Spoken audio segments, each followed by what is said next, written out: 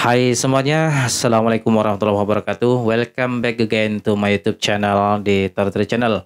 Subscribe channel ini supaya ada info update terbaru dari channel ini setiap kali saya mengupload video-video terbaru.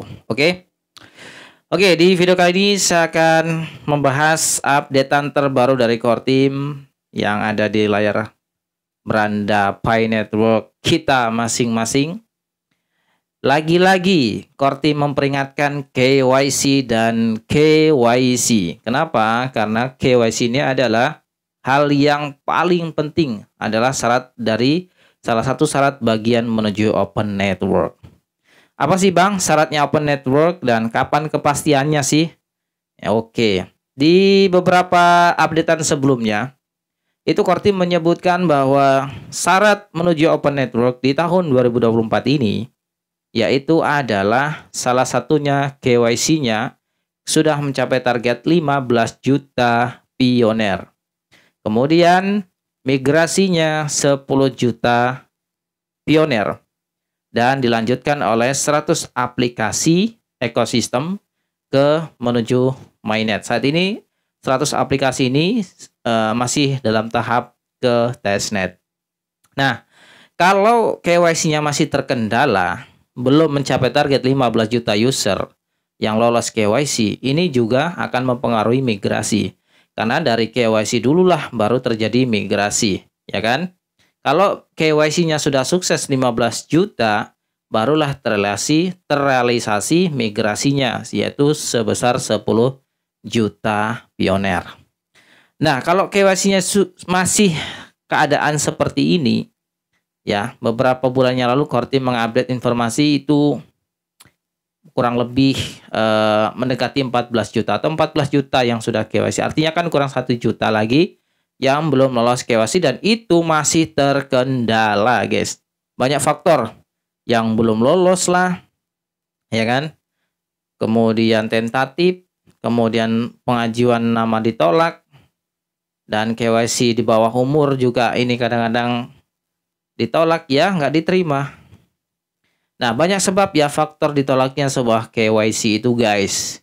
Ini teman-teman harus pahami. Pertama, kalau teman-teman KYC menggunakan KTP, KTP-nya harus sesuai namanya dengan yang ada di akun Pi Network. Kalau belum sesuai namanya, ajukan banding dulu namanya. Ya, kemudian fotonya itu blur.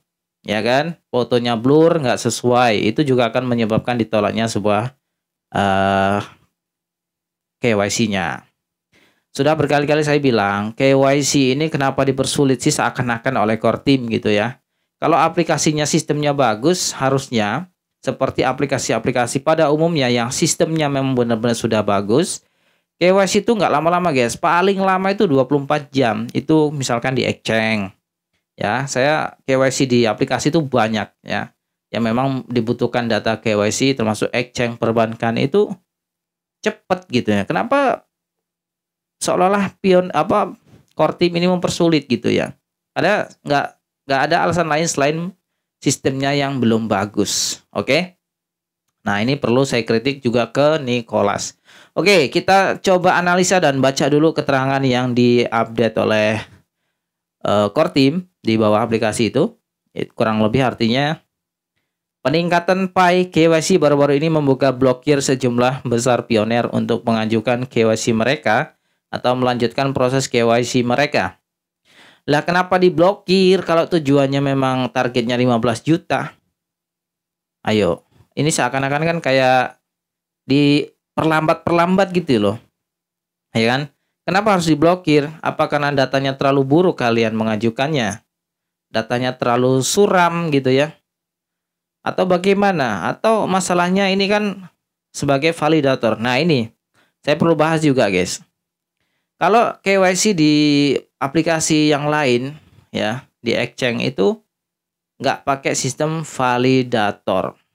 Ini kan yang masalahnya kan yang memvalidasi data kita ini adalah seorang validator. Saya pun sebagai validator, guys. Ya kan? Nah, validator pun itu kena tentatif. Akun saya waktu itu kena tentatif. Kemudian ya udah lolos lagi dari tentatif. Gitu, guys ya. Sudah lolos. Artinya sudah lulus lagi KYC-nya dari tentatif. Kemudian ini yang sangat disayangkan sebagai pelaku validator. Kenapa harus ditentatifkan?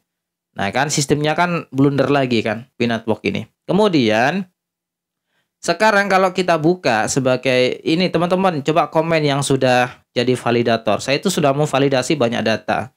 Kurang lebih 100 orang lebih. Ya, dan yang lolos kurang lebih adalah 100-an ya. Nah, pertanyaannya sekarang mau memvalidasi lagi nggak bisa. Nggak menemukan data, ya kan?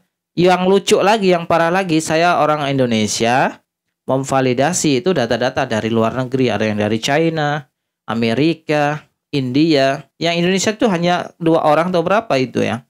Harusnya kan sebagai validator itu ya yang memvalidasi kalau algoritmanya pas gitu ya. Harusnya tuh yang memvalidasi ya orang-orang di negara itu yang tahu persis datanya valid atau tidak. Di Pinetwork tidak, guys. Saya memvalidasi itu malah data-data orang luar negeri, kan lucu. Artinya algoritma dari Pinetwork ini belum sempurna, belum bagus lah ya. Ini perlu saya kritik juga. Oke, kemudian di sini baca pembaruan di atas yang mencakup memungkinkan lebih dari 1 juta orang untuk mengajukan permohonan. Pengajuan ulang untuk beberapa permohonan yang ditolak, penyelesaian status KYC tentatif, dan perbaikan lainnya untuk pengajuan yang diblokir. Penyempurnaan yang akan datang akan mengatasi ketidakcocokan nama, memberikan resolusi status tentatif yang terukur, dan semakin menyederhanakan prosesnya. Sekarang kalau proses KYC itu yang terbaru 2024 itu kita pakai face atau foto ya. Sama sih waktu itu saya juga begitu ya. Semoga aja dipermudah gitu ya. Kemudian coba kita bahas selengkapnya. Read more. Coba kita bahas. Kita analisa ini ya teman-teman. Oke. Kita terjemahkan dulu biar lebih gampang. Nah ini dia teman-teman. Kita coba baca bareng-bareng. Kita analisa terkait dengan apa sih sebetulnya tujuan Kortim. Kenapa mempersulit. Atau memang ini guys. Memang sengaja diundur. Ya semoga aja sih enggak ya. Karena kalau itu bagian dari tujuan Open Network. Yaitu mencapai 15 juta. Yang sudah KYC. Nah pertanyaannya ini pasti teman-teman belum tahu kan. Kalau targetnya aja belum terpenuhi tahun ini atau bulan ini kan tinggal 1 bulan nih nggak sampai ya. Tinggal beberapa hari lagi lah.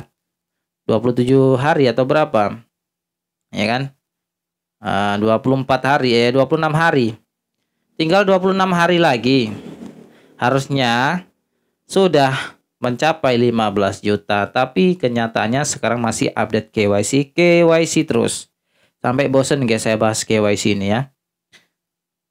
Pasti teman-teman juga bingung. Kortim nyuruh KYC tapi kenyataannya di akun kalian yang belum KYC susah kan mengajukan KYC.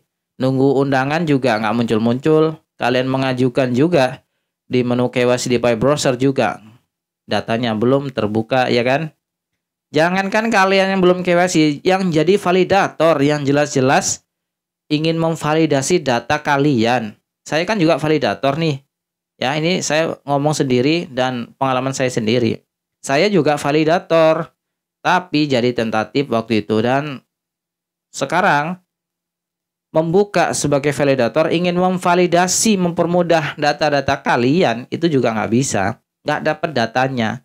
Kalaupun muncul malah data orang luar negeri. Harusnya kan sesuai yang dikatakan Kortim. Semakin banyak yang tervalidasi di daerah kita. Semakin kita akan terbuka peluang untuk KYC-nya. Tapi kenyataannya nggak nongol juga, ya kan? Oke, nah di sini dikatakan Pi telah merilis dan terus berupaya pembaruan KYC yang membantu membuka blokir bagi pelopor yang perlu mengajukan KYC atau yang terhambat dalam proses KYC karena berbagai alasan. Yang selanjutnya mempercepat kemajuan Pi menuju jaringan terbuka. Wah, berikut ini beberapa pembaruan terkini. Jadi yang sudah diperbaiki oleh Kortim apa itu? 1. Kemajuan mengajukan ya, kemampuan mengajukan. Sekitar 1,2 juta pioner yang sebelumnya tidak dapat melanjutkan aplikasi KYC mereka telah dibuka pemblokirannya hanya dalam 2 bulan terakhir. Coba KYC sekarang. Benar nggak sudah dibuka? Ayo KYC. 2, peluang pengajuan ulang untuk aplikasi yang ditolak. Yang ditolak silakan KYC lagi.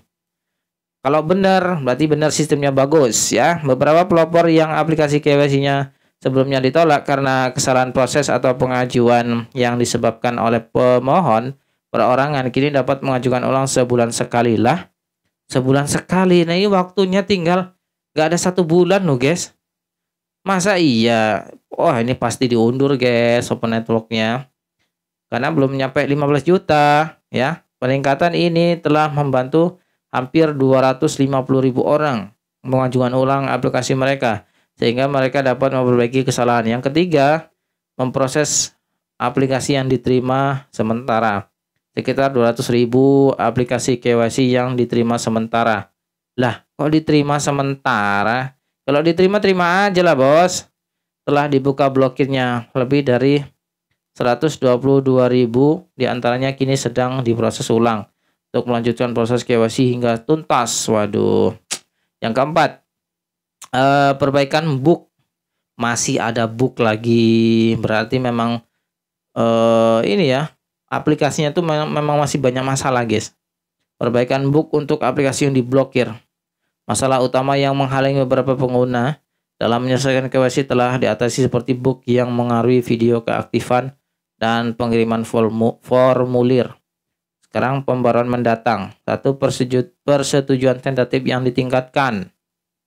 Solusi untuk ketidakcocokan nama. Nah, bagi pioner yang nama akun Pi dan nama KYC-nya tidak cocok, aplikasi ini biasanya akan ditolak. Ya, pokoknya kalau nggak ditolak ya ini pasti gagal gitu ya.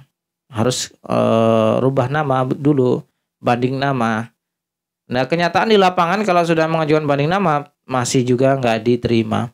Mengajukan banding untuk mendapatkan kesempatan untuk pengajuan kembali lamaran mereka telah dengan rincian yang telah diperbaiki yaitu pembaruan nama akun Pi mereka ke nama KYC mereka. Sekarang coba diajukan banding nama dulu guys. Maju bersama yang nggak sesuai datanya ya dengan KTP di Pi Network kalian akunnya dirubah dulu namanya. Pembaruan ini merupakan langkah penting untuk memungkinkan lebih banyak pioner menyelesaikan KYC mereka dengan sukses dan maju menuju migrasi mainnet. Wah, pokoknya kan targetnya beliau core team 15 juta. Kalau belum ada 15 juta ya nggak migrasi juga 10 jutanya. Karena proses migrasi itu melalui tahapan KYC. Sementara KYC-nya itu divalidasi oleh validator. Validatornya pun bingung. Bingungnya kenapa? Setiap kali ingin memvalidasi data dari pioner yang lain, itu datanya nggak muncul. Jadi yang salah siapa? Di sini yang salah siapa? Yang bikin sistem begini siapa? Oke, sampai sini jelas. Semoga Anda tercerahkan dan cerdas. Dan semoga tujuan core team segera terlaksana Open Network tahun ini. Tapi saya pikir belum. Pasti belum. Coba komen di bawah. Oke, itu aja. Terima kasih. Assalamualaikum warahmatullahi wabarakatuh.